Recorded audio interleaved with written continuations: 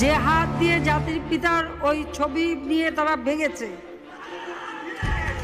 তাদের যা উপযুক্ত করা উচিত সেটা করতে হবে। কিন্তু যিনি আমাদের জাতির পিতা, যে আইন আছে, সেখানে হাত দেবে এত সাহস কোত্থেকে পেল? জাতির পিতার ছবি নিয়ে অপমান করেছে, এত সাহস কোথা থেকে পায় আমি জিজ্ঞাসা করি। আলহামদুলিল্লাহ, কথা না বললেই হবে না, এখন কথা বলতে হবে। কথা বলার সময় এসেছে, কথা এখন বলার দরকার। এখন ভারতে বসে বসে যে কথাটা বলতে চাচ্ছি, ভারতে বসে বসে প্রধানমন্ত্রী তিনি খুনি শেখ হাসিনা এখনো পর্যন্ত উস্কানি দিচ্ছে। তিনি বলতেছে, খুনি হাসিনা তিনি বলতেছে যে সমস্ত মানুষেরা আমার পিতার মূর্তি ভাঙলো, তাদের হাত ভেঙে দেওয়ার কথা বলছে। এখনো পর্যন্ত তিনি সাহস পায় কোথার থেকে সাহস পায়? এই তিনি আছে এই সমস্ত ভাষণ দিয়ে উস্কানি দিচ্ছে তাদের দলের নেতাদেরকে, এখনো পর্যন্ত উস্কানি দিচ্ছে। এবং শুধু তাই নয়, তেনার ছেলে, খুনি হাসিনার ছেলে, সে ছেলে এখনো পর্যন্ত আমেরিকায় বসে, বিদেশে বসে তিনি উস্কানি দিচ্ছে মানুষদেরকে, তার দলের লোকদেরকে। তারা উস্কানি পেয়ে সেই সমস্ত মানুষ, বাংলাদেশ জমিনের মানুষ এখনো পর্যন্ত তার কথা শুনে এখনো পর্যন্ত মানার চেষ্টা করছে। কেন এত খুন, এত খারাপ কাজ করে গেল, তারপরেও আমরা জানতে পারছি যে তিনি কি করছে, জানার পরেও এখনো আমরা তার কথা শুনতেছি। আমরা কি মানুষ নাকি? আসেন তাহলে আমরা কথা না বাড়িয়ে যে কি বলছে শেখ হাসিনা এবং জয় কি বলছে, আমরা কথাগুলো শুনে আসি। যে হাত দিয়ে জাতির পিতার ওই ছবি নিয়ে তারা ভেঙেছে, তাদের যা উপযুক্ত করা উচিত সেটা করতে হবে। কিন্তু যিনি আমাদের জাতির পিতা, যে আইন আছে, সেখানে হাত দেবে এত সাহস কোত্থেকে পেল?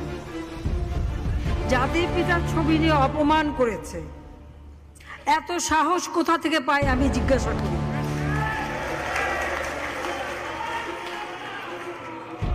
আমি জানি না আমাদের হাই কমিশনার এখন কারা বসেছিল এবং তারা সেখানে কিছুই করতে পারলো না কেন, সেটাও বড় প্রশ্ন।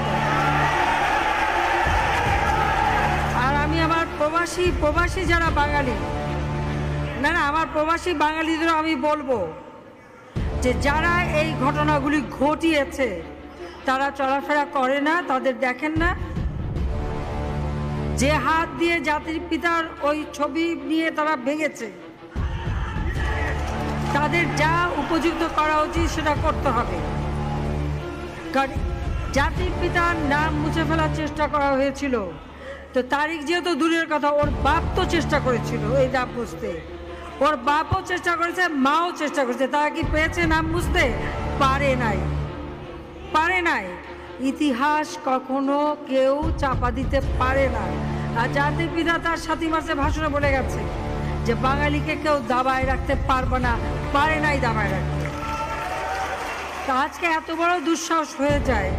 হ্যাঁ, আমি প্রধানমন্ত্রী এসে আমারটা যা করুক, ওটা আপনি কিছু মনে করি না। তারিখ যে ভুলে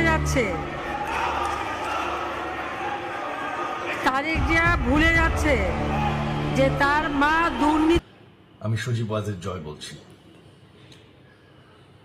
বাংলাদেশে এখন একটি বিশৃঙ্খল পরিস্থিতি চলছে।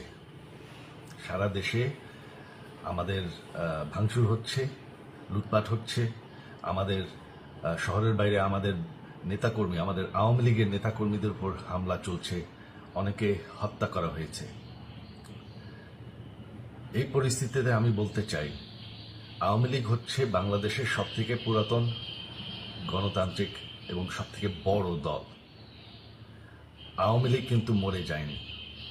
আওয়ামী লীগ এই দেশকে, বাংলাদেশকে স্বাধীন করেছে। আওয়ামী লীগকে শেষ করা সম্ভব না। আমরা বলেছিলাম যে আমার পরিবার আর রাজনীতি করবে না, তবে আমাদের নেতাকর্মীর উপর যেভাবে হামলা হচ্ছে, এই পরিস্থিতিতে আমরা হাল ছেড়ে দিতে পারি না। বাংলাদেশে যদি গণতন্ত্র, নতুন বাংলাদেশ গড়ে তুলতে হয়, আওয়ামী লীগ ছাড়া সম্ভব না। আওয়ামী লীগ হচ্ছে সবথেকে বড় দল। আওয়ামী লীগ কোথাও যাবে না, আওয়ামী লীগ শেষ হয়ে যাবে না, আওয়ামী লীগকে শেষ করা সম্ভব না। আওয়ামী লীগের নেতাকর্মীদের আমি সবাইকে আহ্বান জানাচ্ছি যে আপনারা সাহস নিয়ে দাঁড়ান, আপনারা একা না, আমরা আছি। বঙ্গবন্ধুর পরিবার কোথাও যায়নি, আমরা আপনাদের সাথে আছি।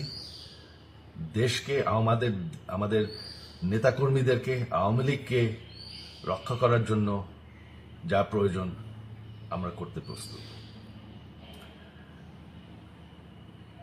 এই যে